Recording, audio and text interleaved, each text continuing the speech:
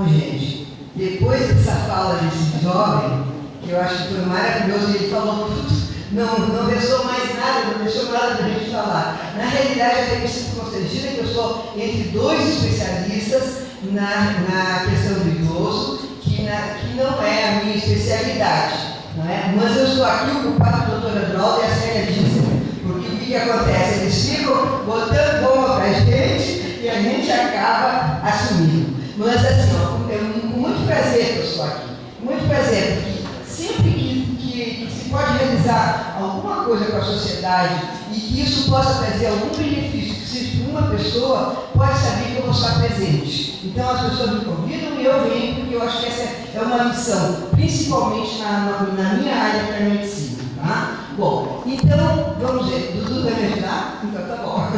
Na realidade, gente, eu fiz alguns slides, algumas coisas vão se repetir, pode passar. Isso, porque não tem nada muito diferente, ele disse tudo com muita propriedade. Mas eu queria falar para vocês que o envelhecimento, ele é um fenômeno universal. Nós vamos encontrar envelhecimento desde os países desenvolvidos como os países subdesenvolvidos. Quer dizer, todos os lugares do mundo o envelhecimento vai acontecer. E ser idoso, então, volta lá, é um fim que afeta todos nós. Gente, ninguém escapa. Quer dizer, todos nós que estamos aqui vamos chegar nesse processo de envelhecimento. Deixa eu ver como é que isso aqui? Bom, então os números de envelhecimento, tu já falou, mas é isso aí de novo. Reflexo do menor crescimento populacional, as menores taxas de natalidade e de fecundidade, o aumento da nossa expectativa de vida. Então, um dado que eu ouvi ontem e que eu acrescentei aqui, eu fiquei impressionada, que no Brasil, cada dia, nós podemos contar 6.500 idosos a mais. Quer dizer, isso realmente é um dado bem importante, eu acho que nós temos que levar em consideração. Então, nós estamos também vivendo mais e melhor. Os avanços, então, da medicina, todo esse crescimento econômico, a tecnologia, tem possibilitado, então, os idosos se manterem mais ativos, os idosos se manterem mais saudáveis.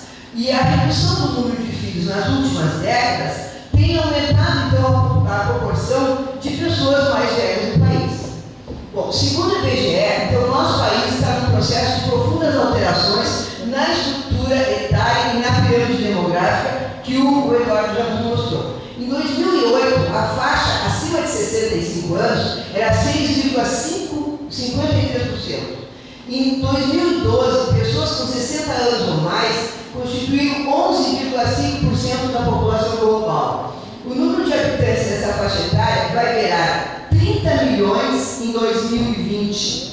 E em 2050, a previsão é de 22,73% da população, alcançando 2 bilhões de pessoas.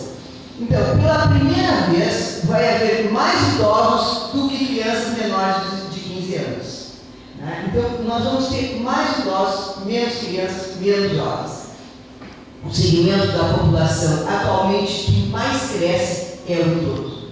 Esse crescimento está sendo indicado há muito tempo, vem sendo indicado pelos demógrafos, não é? A gente ouve, mas eu acho que, assim, que a gente ainda não parou realmente, eu acho que esse movimento está começando.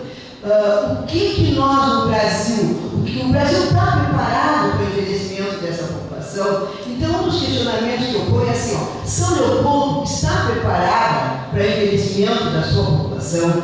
O objetivo meu hoje aqui, em nome do Instituto São Leopoldo, é justamente, pessoal, trazer um alerta. É para nós abrirmos os olhos, para nós olharmos mais para essa população, para nós olharmos para a nossa cidade e todas as dificuldades que a nossa cidade tem de poder acolher essa população idosa. Então, todos nós temos que nos unirmos para poder trabalhar, para termos uma São Leopoldo com capacidade de receber melhor os seus idosos. Então, realmente, esse é o meu objetivo aqui hoje. Por isso que eu estou falando isso com vocês.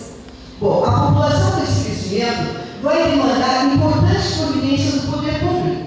Então, isso nós vamos ter que começar a pensar. O poder público brasileiro, ele já está ciente desse ritmo de envelhecimento da população. Mas ainda nós temos muito poucas políticas públicas efetivas para garantir a qualidade de vida dos nossos idosos. Então, precisamos de pensar em políticas para quê? Para a saúde. Precisamos pensar. Políticas ocupacionais. Precisamos pensar.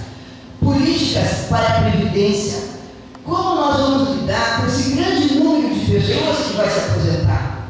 Né? Salientando que as pessoas estão vivendo mais, então nós temos que promover qualidade de vida para que elas possam viver com intensidade, com prazer, com energia e saudáveis. Ainda não estamos prontos para acolhermos essas mudanças. Com certeza, gente, não estamos prontos. E uma das principais questões que se coloca é como vamos ocupar essa parcela da população por mais tempo. Como nós vamos fazer isso? O mercado de trabalho acha que uma pessoa acima de 40, 45, 50 anos já está velha para ser contratada. Tá? Na realidade, dificilmente a empresa contrata alguém com seus 50 anos. Mas, por outro lado, o governo está considerando que o trabalhador de 60 anos ele ainda está jovem para se aposentar e quer aumentar o tempo de contribuição. Então, como é que a pessoa vai ficar dentro dessa situação? Bom, temos que considerar assim, ó, nos últimos anos, realmente as instituições governamentais, a sociedade civil, os movimentos sociais, a gente foi conquistando assim, muitas leis, decretos, propostas, medidas que estabelecem direitos voltados para a pessoa idosa, todos referenciados em diretrizes internacionais. A criação do Conselho Nacional do Direito do Idoso de 2002, o Estatuto do Idoso de 2003, que regulamenta direitos das pessoas com idade igual ou superior a 60 anos, e entre os anos 2006 e 2011, que foram realizadas essas 3 conferências nacionais de direito da pessoa idosa, a Lei de 10.741 de 1º de outubro, que institui o Estatuto do Idoso, e dispõe ali do papel da família, da comunidade, da sociedade e do poder público. Gente, então o que é isso? Nós temos muitas regras. Nós temos muitas regras nas áreas da saúde, no transporte, na habitação, no lazer e na cultura. O que me preocupa é assim, ó, que se realmente tudo isso está sendo praticado. Existem regras, existem leis, elas não faltam, mas elas têm que ser praticadas, né? Que essa é uma das nossas grandes preocupações. Então, é importante que a pessoa idosa seja protagonista na efetivação dos seus direitos. A pessoa idosa, nós precisamos romper esses preconceitos de que o idoso é inativo ou é incapaz. Não, o idoso ele é capaz de ser ativo e ele é capaz de exigir. Só que ele tem que se apoderar disso, entende? Ele tem que se apoderar disso. Porque assim, ó, ser idoso não é doença. Ser idoso é uma contingência normal de todo ser humano. Então, ser idoso não é estar doente. Se ele estiver lúcido, o idoso tem direito de tomar as decisões da sua vida, inclusive relativa a tratamentos na quais tem que se submeter. O idoso tem todo o direito de escolher o que ele quer e o que ele não quer. Né? Mas ele tem que exigir da própria sociedade, da própria família, essa sua capacidade. Bom, o desejo de controlar o envelhecimento, gente, é um anseio legítimo. Todos nós pensamos em controlar o envelhecimento. Mas como fazer isso? Como a gente vai impedir o envelhecimento? Então, a rejeição à terceira idade é um mecanismo de defesa natural do homem, mas a sua aceitação como realidade, a compreensão de que se pode ser plenamente feliz em qualquer idade, é o melhor caminho para nós realmente adquirirmos uma longevidade.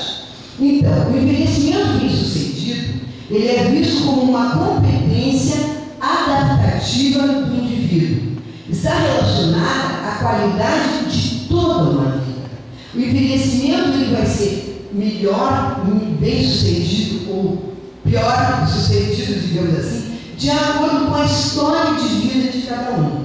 Porque, na verdade, os indivíduos envelhecem de forma muito diferenciada, dependendo de como organizaram suas vidas, das circunstâncias históricas e culturais que vivem e que viveram.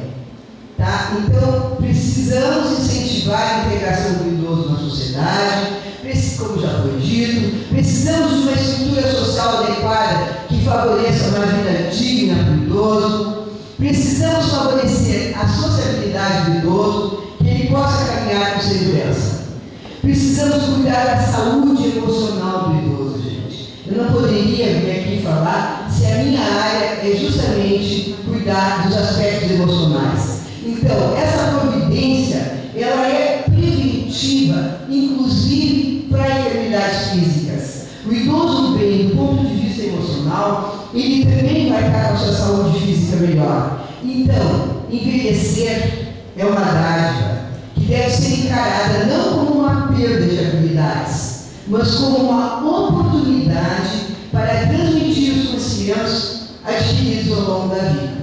Bom, respeitar a pessoa idosa é tratar o próprio futuro com respeito. E agora, só para encerrar, eu queria uma homenagem para esses dois idosos que eu tanto amei e que me deixaram há pouco tempo. Obrigada.